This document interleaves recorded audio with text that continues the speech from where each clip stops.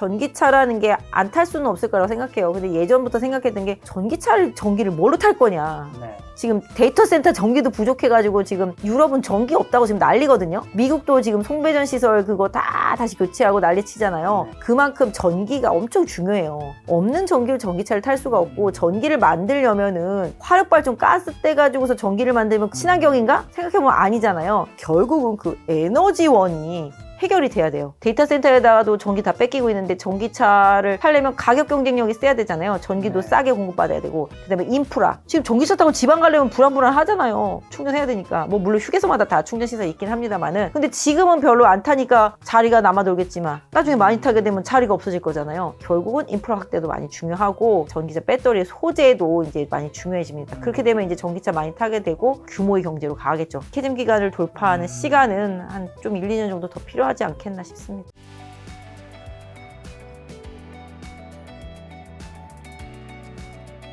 그럼 반도체 연관해서 좀 미국 주식 여쭤보면, 지금 미국의 빅테크 주식도 어떻게 보시나요? 그리고 지금 사도 괜찮은 빅테크 게 혹시 있나요? 뭐 워낙 많이 올랐잖아요. 네, 많이 올랐다가 조정을 겪었죠. 네. 테슬라도 많이 올랐었다. 뭐, 그리고 엔비디아, 뭐, 애플, 맞아, 뭐, 그런 메타, 아마존. 맞아요. 올해는 미국의 빅테크 종목들보다 수급이 유럽이나 좀 아시아권 이런 쪽에서 좀 회복을 도모하면서 최근에 시장이 좋아요. 미국 주식들이 최근에 좀 조정받으면서 저희 회사도 되게 미국 주식 직접 투자하는 유명한 랩 있잖아요. 네. 그런 것들도 지금 단기에 뭐 한 20% 이상 빠진 것 같더라고 보니까. 네. 근데 최근에 중국 쪽으로 다 돈들이 몰려가고 있단 말이에요. 강남 부자들도 중국. 저도 연초부터 계속 중국이다 얘기를 하고 있는데 여기도 거의 장기 소외주 같은 느낌인 거잖아요. 근데 이제 하이테크주들이 되게 많이 올랐어요, 중국에서. 중국 아까 기술 얘기도 많이 했습니다만은 때리면 때릴수록 더 강해진 쪽이고, 앞으로 이제 돈 많이 풀고 그런 부분들이 중국의 경기 회복이랑 같이 연결이 된다라면은 망가진 중국 시장의 흐름도 좀 괜찮아질 수 있지 않을까. 기업들도 마찬가지가 되겠고요. 올해는 좀 미국 일변도로 가지 말고 좀 유럽도 그렇고 뭐 중국도 그렇고 뭐 우리나라도 그렇고 상대적으로 미국 대비해서는 최근에 좀 견조했잖아요. 미국이 옛날에 급락하면 같이 급락했었는데 요새는 그러지 않잖아요. 그렇다시피 돈들도 그동안 이제 달러화 인덱스, 달러화의 강세에 포인트가 맞춰져서 미국에서 다 놀았었는데 이제 서서히 이제 달러화 강세가 조금씩 둔화될 기조가 보이니까 최근에 뭐 금값도 많이 오르긴 했습니다만 돈들이 좀 더 싸 보이는, 미국 때문에 많이 망가진 이런 쪽들, 이머징을 비롯해서 이런 쪽들을 많이 이동을 했단 말이에요. 근데 그런 상황이긴 한데 그래도 미국은 미국이다. 미국 안에서도 분명히 계속 주도력을 갖고 움직이는 종목들이 나올 거라고 생각하고, 테슬라는 이제 중국에서 계속 전기차가 잘 안 팔리다 보니까 빠지긴 했는데, 결국은 테슬라는 로봇을 지향하고 있고 자율주행을 지향하고 있습니다. 우주를 지향하고 있고. 그래서 결국은 테슬라 같은 경우도 저는 220불 부근 오면 이제 좀 매수를 해라라고 계속 말을 했었었는데, 근데 여기가 아마 220불 정도 됐을 거예요. 그죠? 여기 두 번 터치하고 올라갔어요. 21선까지 이제 이격이 많이 벌어지긴 했는데, 왜냐하면 이게 여름쯤에 아마 로보택시가 나올 겁니다. 그래서 지금 테슬라는 그냥 전기차 회사라기보다는 뭐 하이테크 회사라고 보시는 게 맞겠죠. 자율주행이라든지, 그다음에 아까 말씀드린 대로 로봇이라든지. 야, 이게 뭐 시총이 작은 회사도 아닌데 몇 그죠? 달 만에 그러니까 한 방에 다시 원점. 네, 이게 그랬잖아요. 다들 뉴스에서 트럼프 되기 전으로 다 돌아갔다고. 그러니까 저는 가지고 있거든요. 저는 이거보다는 좀 더 싸게 샀었는데 이때 팔아야 되나? 근데 아직 트럼프 시대 시작한 지 진짜 얼마 안 됐는데, 그게 항상 선반영됐을 때 과하게 반영됐을 이게 아직 때. 램덕이 오기도 훨씬 전이니까 지금 파는 건 너무 이른 거 아닌가 했는데 다시 근데 완차. 보시면 이게 되게 안타까운 게 고점을 계속 갱신이 안 되잖아요. 올라갈 때마다. 그러니까. 그죠? 근데 이게 개인 투자자분들은 이 고점을 일단 보면 이 고점이 내 원금 같은 느낌? 이 가격 가시 가기 전에는 맞습니다. 못 판다 막 이런 생각이잖아요. 다시 그 가격 가면 나 팔 거다 그러잖아요. 지금 제가 봤을 때는 테슬라는 한 요 정도 수준? 한 번씩 좀 걸릴 것 같긴 한데요. 뭐 단기적으로 여기 300불 정도까지는 한번 갈 수 있지 않을까요? 그런 생각 좀 한번 해보고 있고, 그 외에도 뭐 엔비디아도 많이 빠졌잖아요. 이게 뭐든지 기대치가 한 몸에 받아지고 나면 그 다음에는 영원히 가는 건 없다. 더 큰 기대치가 필요해요. 그러니까 화무 11홍이라는 말이 테슬라 욕할 게 아닙니다. 얘도 지금 이렇게 중국에 꺼지고 있잖아요. 지금 쭉 빠졌었는데 요번에 일단 반등이 나오긴 했습니다만은 어느 정도 한 요 정도 한 130불 언저리 가면은 1차적으로 좀 저항 나올 수가 있으니까 보유하신 분들. 근데 이게 또 미국은 완전 차트가 잘 맞지도 않는 게, 이렇게 가다가 갑자기 뭐 호재 나오면서 막 뚫어버리기도 하니까. 그죠? 사실 뭐 미국 주식 거의 우리나라 서학개미 분들이 다 올려놨다라고 해도 과언이 아닐 정도인데 뭐 미국에서 누가 뭐 그런 얘기도 했잖아요. 한국 사람들은 미국에서 빠질만한 주식만 골라서 산다 뭐 이런 식으로 비아냥거리는 느낌적인 느낌이 있었습니다만 코인도 많이 빠지고 엔비디아도 그러니까 뭐든지 미리 가고 많이 가면 밀리는 게 자연의 섭리잖아요. 네. 그러니까 그런 식으로 해서 엔비디아도 요 바닥선 보유하신 분들은 조금 잘 확인하시는 게 좋을 것 같고 오히려 요새 차라리 애플이 빠질 만큼 빠져서 그런지 덜 빠지는 느낌이 좀 살짝 있어요. 애플도 혼자서 많이 못 갔었거든요. 사실 폴더블 폰이 내년에나 나온다고 그러던데 근데 뭐 애플은 제가 생각할 때는 그렇습니다. 애플이고 삼성이고 비슷하다. 둘 다 기술 혁신이 없다. 새로운 걸 보여주지 못하는 기업은 시장에서 도태될 수밖에 없다. 엔비디아의 그 새로운 거에 지금 다 열광한 거잖아요. 오픈 AI 뭐 이런 인공지능에도 다 열광을 한 거고. 그러니까 뭔가 새로운 거가 나오지 않으면 애플도 힘들다. 그나물의 그 밥인 그 아이폰 가지고서는 안 된다. 뭐 전기차, 뭐 자율주행차도 했다가 접었잖아요. 지금 제가 봤을 때는 그분 돌아가시고 난 다음에 애플은 그 정신을 잊었다. 혁신의 그 정신을 잃어버렸다. 애플도 지금 차트로는 그냥 누가 봐도 여기 210불 뭐 요 정도. 그리고 올라가 봤자 230불 언저리. 라긴 한데 그래도 다른 종목들보다는 못 올라간 게 있어서 이게 지금 여기까지여서 그런데 제가 잠깐만 이거를 한 1000개로 바꾸면 꽤 빠져 있는 거거든요. 여기 고점에서 쭉 많이 빠져 있는 상태여서 이렇게 올라오는데 어쨌든 간에 애플도 그렇고 그 외에도 제가 봤을 때는 미국 시장이 인공지능이라든지 로봇 이걸로 꽤 많이 올랐잖아요. 네. 그런 만큼 좀 어느 정도 쉬어가고 숨고르게 하는 시간이 좀 필요하다. 그렇다고 해서 그 하이테크가 안 간다는 생각은 안 해요. 그 시장에서 어떤 분들은 그래서 2025년 미국 주식 피크아웃과 경기 침체 가능성 얘기하신 분들도 있는데 올해는 부장님도 같은 의견이신 건가요? 그 경기 침체 얘기는 기사나 저희 다 아는 무슨 텔레그램에서도 많이 전해지고 있잖아요. 한 뭐 2년 전부터 계속 들렸던 것 같아요. 그러니까 또 트럼프가 일부러 네. 경기 침체를 유도해서 유도한다. 네. 그래서 다음번에 한 7월달, 8월달까지 갚아야 될 빚, 그 다음에 차환해야 될 빚이 있는데 금리를 좀 더 내려서 더 싸게 차환하려고 하는 계략이다. 목적이다. 트럼프는 다 계획이 있는 거다. 근데 이제 파월이 말 안 들어주잖아요. 금리 안 내려주니까 자꾸 내리라고 그러고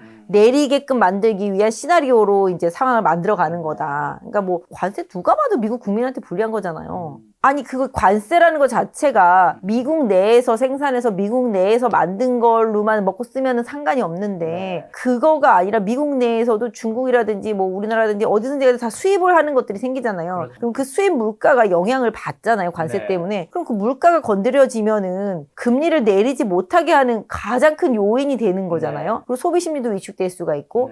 근데 그걸 알면서도 이제 트럼프가 이걸 유도하는 거는 이제 좀 시장 빠지는 거는 잠깐이다. 요새 얘기하잖아요. 잠깐은 고통이지만 멀리 보면 좋다. 막 이런 느낌이잖아요. 트럼프가 좋은 미국을 만들기 위해서 지금의 고통을 참아라. 막 이런 식이잖아요. 근데 이제 시장 그런 거 싫은 거지. 왜? 막 이런 식이잖아요. 미국은 제가 생각할 땐 경기 침체까지는 아니어도 약간 과거 한 3년 동안 막 미친 듯이 달렸던 그 시장은 좀 아닐 것이다. 아까 말씀드린 대로 수급의 분산 효과를 볼 수밖에 없다. 그 가장 큰 이슈는 달러화의 강세가 어느 정도 조금씩 둔화될 수 있는 여지들 이런 부분들이 생겼다. 그게 뭐 경기 침체가 됐던 뭐 상승률 둔화가 됐던 침체까지는 아니어도 올해 미국의 경제 성장률은 낮춰잡고 있거든요. 그만큼 달러의 강세가 둔화가 되면은 당연히 그 돈들은 빠져서 다른 데로 가게 되어 있거든요. 그런 부분들 생각해 보시면 미국에서도 그동안 달려왔던 종목들 일변도로 다시 고점을 뚫고 막 가기는 어렵다. 어느 정도 지금의 그런 하이테크류들 그런 빅테크류들이 빠지면 올라오고 어느 정도 왔다 갔다 하는 박스권 흐름은 있을 수가 있겠지만 다른 또 주도주가 나올 수도 있는 거죠. 또 미국은 다른 종목들로의 순환 상승이 좀 나올 수가 있겠는데 과거에 좀 저희가 말하는 그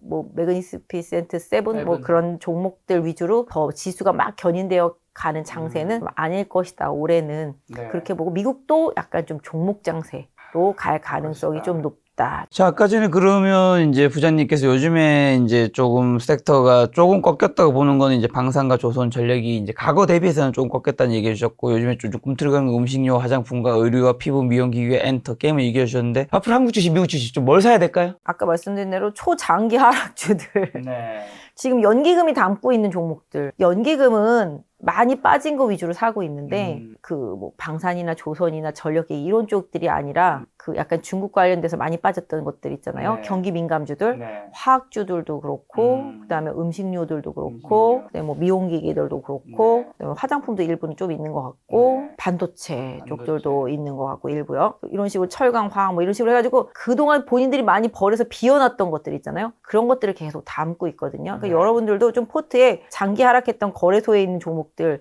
이런 것들. 근데 이게 아까 그 공매도 이슈랑도 좀 맞닥뜨려져 있어요.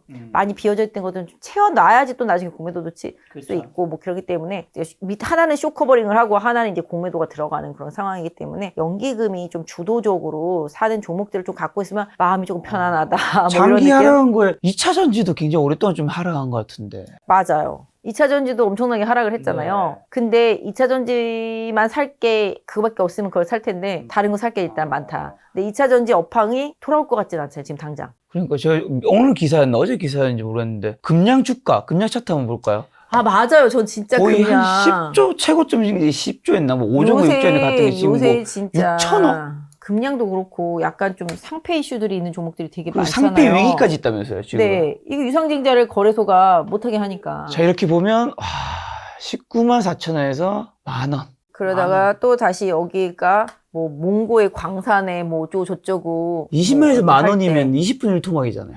저도 유가격대 사시는 분이 계신지는 잘 모르겠는데 여기서 이게 뭡니까?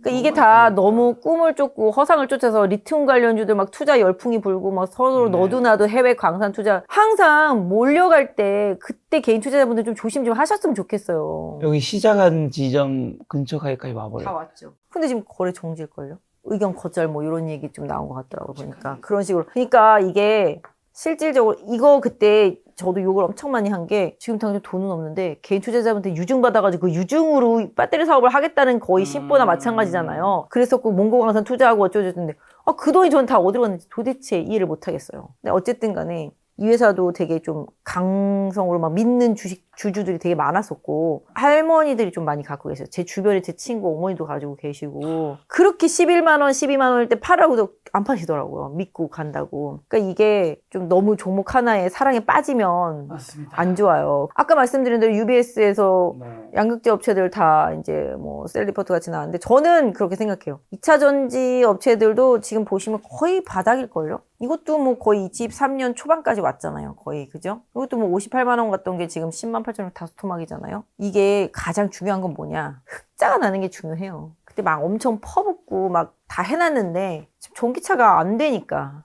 저 유럽 같은 경우도 독일 같은 경우도 뭐 배기가스 규제하고 뭐 이런 거 다 없애버리고 한 3년 뒤로 미루고 계속 이런 식이잖아요. 그러니까 지금 당장 힘들고 먹고 살기 힘드니까 전기차가 웬 말이냐 막 이렇게 돼버린 거잖아요. 지금 당장 경기를 살려야 된다 이런 입장이니까 보조금도 다 사방에서 지금 없애고 막 있잖아요. 그러다 보니까 배터리가 더 안 나가는데 거기에 중국 게 더 좋아. 거기에 또 중국 게 더 싸. 가성비라고 생각해 보시면 그렇잖아요. 근데 이번에 SK온에서 닛산이랑 미국에 팔 이제 전기차에 계약을 했잖아요. 엄청나게 그게 1조 4천억인가? 아마 계약을 했어요. 그래서 저는 거기가 좀 트리거가 돼서 2차 전지가 좀 반등하겠지 했는데 웬걸 그날만 잠깐 오르다 말더라고요. 그러니까 그만큼 시장에서 약간 버린 섹터 같은 느낌인 거죠. 근데 지금 전 국민의 주식이 뭐예요? 2차 전지잖아요. 제가 알기로는 전 국민이 다 가지고 있는 게 카카오 그룹주하고 2차 전지들, 그죠? 그렇게 다 가지고 있어요. 또 뭐 조선주들 많이 가지고 있긴 하지만 기본적으로 그래서 에코프로비엠도 그렇고 LNF도 그렇고 포스코 퓨처엠도 그렇고 다 마찬가지인데 기본적으로 양극재들이 우리나라는 보통 이제 하이니켈을 많이 쓰잖아요. 근데 2차 전지가 안 좋아도 최근에 전고체들은 많이 좋았단 말이에요. 로봇에 들어가는 배터리는 전고체를 거의 쓰나 봐요. 그러다 보니까 이제 전고체들을 이제 많이 쓰는데 전고체도 이제 많이 기술 개발이 된 거예요. 제가 작년도 그렇고 재작년도 그렇고 맨날 유튜브 나가서 얘기한 게 신나게 이렇게 하이니켈에 투자 다 해놨는데 2차 전지는 다 소재잖아요. 소재가 바뀌어버리면 내가 그 투자해놓은 거 뽑기도 전에 망해버릴 수가 있다라는 거죠. 이 소재가 너무 빨리 개발이 되다 보니까 그래서 전고체도 뭐 남의 일이고 옛날 얘기였었는데 이제 거의 다가오는 수준까지 어느 정도 올라오니까 기술이 다들 전고체인데 어떻게 할 거예요? 그런 거에 있어서 본다라면 중간에 뭐 저것도 마찬가지가 지금 중국에서 LFP 배터리 만들 때 우습게 봤었잖아요. 네. 하이니켈계 우리나라로 롱거리 가면 되는데 무슨 LFP냐를 쓰는데 그 뒤에 안 되니까 우리나라도 LFP 배터리 막 만들고 그랬었잖아요. 그런 것처럼 기본적으로 시장이라는 게 와 할 때 팔아야 되고 아까 말씀드린 대로 전기차도 아무리 생각해도 너무 초반에 너무 달렸단 말이죠. 그리고 그게 확산되기에는 인프라가 너무 부족했다라는 거죠. 근데 충전 기술이 발전하고 이제 배터리 기술이 발전하면 그때부터는 다시 또 전기차가 가격 경쟁력을 회복할 수 있다. 왜냐하면 전기차는 모터만 있으면 되잖아요. 디자인 싸움이란 말이에요. 가격 싸움이고 배터리 성능 싸움인데 결국 이런 면에서 다 지금 중국한테 뒤처지고 있는 상태이기 때문에 그걸 뛰어넘을 수 있는 국내 이제 업체들의 기술력 이런 부분들이 다시 좀 돋보인다라면은 그때는 좀 한번 다시 가지 않을까. 그래서 저희 회사 이한나 연구원이 뭐 26년, 27년 얘기하니까 그때는 조금 그 캐즘 현상 한 번에 왁 했다가 잠깐 쉬었다가 또 가잖아요. 그러니까 이 전기차라는 게 안 탈 수는 없을 거라고 생각해요. 근데 예전부터 생각했던 게 전기를 뭘로 탈 거냐. 지금 데이터 센터 전기도 부족해가지고 지금 유럽은 전기 없다고 지금 난리거든요. 미국도 지금 송배전 시설 그거 다 다시 교체하고 난리 치잖아요. 그래서 그동안 우리나라 전력기기 뭐 전선 많이 갔던 거잖아요. 그만큼 전기가 엄청 중요해요. 없는 전기로 전기차를 탈 수가 없고 전기를 만들려면은 화력발전 가스 떼가지고서 전기를 만들면 그게 전기차의 원료가 된다면 이게 친환경인가? 생각해보면 아니잖아요. 그러다 보니 최근에 소형 모듈 원전 이런 쪽들이 많이 각광을 받고 있는 상태고 그래서 결국은 그 에너지원이 해결이 돼야 돼요. 원활하게 그 에너지원을 공급해 줄 수 있고 충분히 공급해 줄 수 있고 이런 상황인데 지금 데이터 센터에다가도 전기 다 뺏기고 있는데 전기차를 살려면 가격 경쟁력이 세야 되잖아요. 전기도 싸게 공급받아야 되고 이러면 원활하게 받아야 될 수 있는 부분. 그다음에 인프라. 내가 원활하게 언제 어디서나 지금 전기차 타고 지방 가려면 불안하잖아요. 충전해야 되니까. 뭐 물론 휴게소마다 다 충전 시설 있긴 합니다만은 근데 지금은 별로 안 타니까 자리가 남아 돌겠지만 나중에 많이 타게 되면 자리가 없어질 거잖아요. 결국은 인프라 확대도 많이 중요하고 전기차 배터리의 소재도 이제 많이 중요해집니다. 그렇게 되면 이제 전기차 많이 타게 되고 규모의 경제로 가겠죠. 싼 대신에 이제 많이 만들면 되는 거니까. 그래서 약간 좀 캐즘 기간을 돌파하는 시간은 한 좀 1, 2년 정도 더 필요하지 않겠나 싶습니다. 저는 전반적으로 주식 위주로만 여쭤봤는데 마지막으로 재테크가 사실 주식만 있지는 않잖아요. 예금, 채권, 주식금 요즘 금값도 많이 올랐었고요. 달러 비트코인도 있는데 지금은 올해는 어떤 자산 좀 늘려야 한다고 보시나요? 지금 금리가 앞으로 좀 떨어지는 구조잖아요. 그렇죠. 그래서 또 부동산도 지금 들썩였잖아요. 그래서 또 다시 또 막 묻고 그러잖아요. 부동산은 수도권에 집중된 쪽에서만 이제 수요가 많이 강력하게 발생하는 부분이긴 한데 금리가 떨어지면 예전에 돈이 많이 풀린다고 생각하잖아요. 금리가 떨어지고 돈이 많이 풀리면 그때는 돈의 가치가 떨어지기 때문에 실물 자산을 많이 선호하는 현상들이 나타납니다. 그러다 보니까 그 과거에 코로나 때는 막 돌멩이도 돈이라고 그러면 막 돈이었었잖아요. 그 정도로 그래서 막 NFT부터 해서 코인 뭐 각종 알트 코인들 뭐 부자들 많이 탄생했잖아요. 그런 것처럼 이제 코인도 이제 많이 갔었었는데 뭐 물론 코인 같은 경우는 뭐 비트코인을 중심으로 해서 주요한 코인들 같은 경우는 금리가 많이 떨어지게 된다라면은 다시 또 좀 부각이 일정 부분 될 수 있다고 생각하는데 제가 생각할 때는 올해는 주식? 저야 뭐 그렇게 생각합니다. 그 중에서도 한국 주식, 미국 주식보다는 네, 그리고 저는 중국 주식 네, 보시는 맞아요. 거 저는 같네요. 그렇게 생각하고 있습니다. 네. 자, 그럼 가시기 전에 2분기 이제 다음 주 벌써 2분기 시작이잖아요. 4월달, 5월달, 6월달 2분기 주식 투자 포인트란 눈여겨봐야 될 변수 찝어주시면서 우리 개인 투자자분들 어떤 전략 시장에 좀 대응해야 될까요? 핵심은 저는 주식 시장에서 변하지 않는 진리는 한 가지라 생각해요. 실적입니다. 실적이 안 되는 기업은 주가가 올랐다가도 아까 그 금양같이 되는 거예요. 2차 전지도 마찬가지고 또 실적이 나오게 되면은 올라가는 거잖아요. 그러니까 뭐든지 실적이 좋아지는 기업들. 근데 4월 달이 언제냐 하면 지금 이제 감사 보고서 나오는 시즌 지나고 1분기가 4월 말로 종료되고 나면 4월 중순부터는 또 삼성전자를 비롯해서 실적 발표들이 이어진단 말이에요. 결론은 1분기 때 실적이 얼마나 좋아졌냐 전년 대비해서 작년 4분기 대비해서도 얼마나 좋아졌냐 이런 데이터들을 계속 보기 시작할 거란 말이에요. 4월 달에는 실적이 좋아지는 기업들 이런 기업들이 조금 더 집중을 해주시면 좋을 것 같고 우리나라도 약간 조금 대선 전국이 가능할 수도 있잖아요. 그건 뭐 어떤 변수가 있기 때문에 제가 말씀을 못 드리겠습니다만은 기본적으로 정치적인 그런 불안 요인만 해소된다라면은 결국은 시장이 좀 실적 이슈, 아까 말씀드린 대로 업황 턴어라운드 이런 쪽에 조금 더 집중을 하면서 종목들이 좀 갈 거라고 생각해요. 다만 이제 1월부터 지금 3월을 거치면서 많이 올라오고 또 순환매가 돌고 이런 상황 속에서 시세가 종목들이 날 수 있을 만큼 났거든요. 저도 지금 제 위치에서 종목을 딱 고르기가 쉽지가 않은 게 바닥에 있는 종목들은 또 꽤 올라왔어요.